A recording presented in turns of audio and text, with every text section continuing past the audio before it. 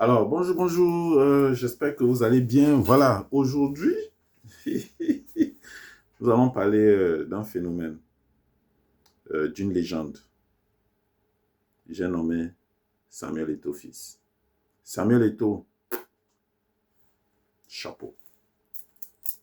Pourquoi, je, pourquoi j'ai décidé de parler de Samuel Eto'o fils ce matin? Parce que le monsieur est l'homme le plus combattu aujourd'hui au Cameroun. Pourtant, il fait partie du sérail. Il fait partie du système. Et c'est là que j'ai compris, dans le livre de Molière, qui dit, pour mieux vaincre mon ennemi, il faut l'embrasser. Ok? La phrase exacte, c'est, j'embrasse mon ennemi pour mieux l'étouffer. Et c'est ce que Samuel Eto'o fait.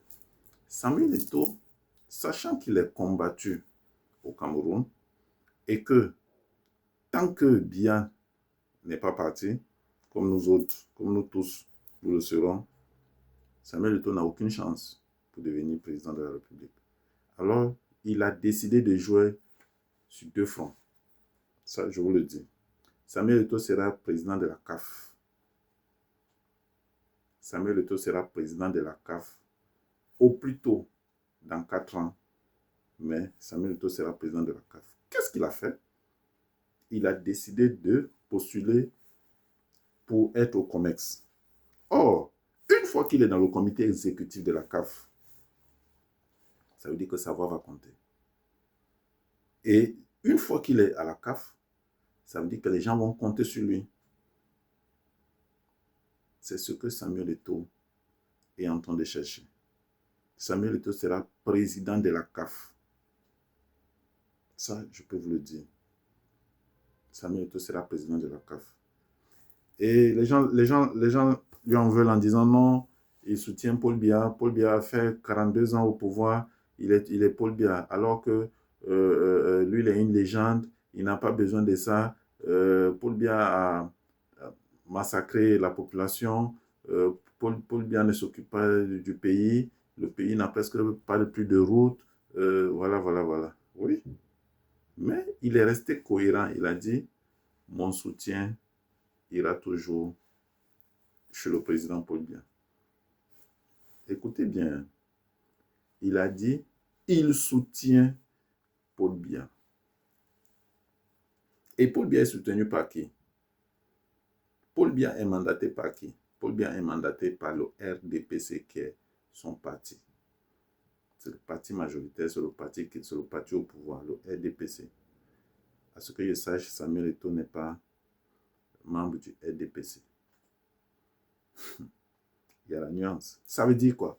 Ça veut dire que si le président Biya arrive à mourir, Samuel Eto'o va se prononcer sur sa candidature à la présidence de la République. Parce qu'en ce moment-là, les jeux seront équilibrés. Il n'y aura pas quelqu'un qui aura, n'est-ce pas, une force supérieure à une autre personne. Et lui, il va jouer sur sa popularité, même si les autres ont d'autres outils. Donc, tant que le président Biya est là, Samuel Eto'o ne peut même pas s'hasarder à dire qu'il est candidat.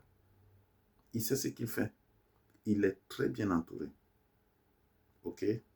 Alors moi, je voulais tirer un peu mon chapeau à ce garçon qui a décidé, n'est-ce pas, de mettre au service des autres sa fortune, son énergie, son temps.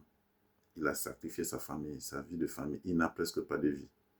Vous avez vu quelqu'un, un milliardaire, n'est-ce pas, qui, après avoir durement gagné sa vie, au lieu de passer son temps à aller aux îles Hawaï avec sa famille et autres, vient se battre pour les autres.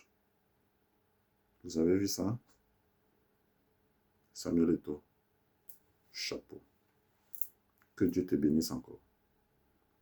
Mais les gens disent que non, il a fait des erreurs, il ne sait pas gérer. C'est un homme. La seule personne qui n'a pas fait d'erreur, c'est Jésus-Christ. S'il faut le mettre dans ce contexte-là. Samuel Eto'o, que Dieu te garde. Que Dieu fasse en sorte que tu puisses accomplir tout ce que tu as prévu. Que Dieu bénisse aussi ta femme, Georgette, parce que je pense que quand parfois ta journée est difficile, tu rentres, son coup de fil t'apaise. Son coup de fil, n'est-ce pas, te réconforte. Bravo à cette dame. Ok, Samuel Eto'o, que Dieu te bénisse. Merci bien.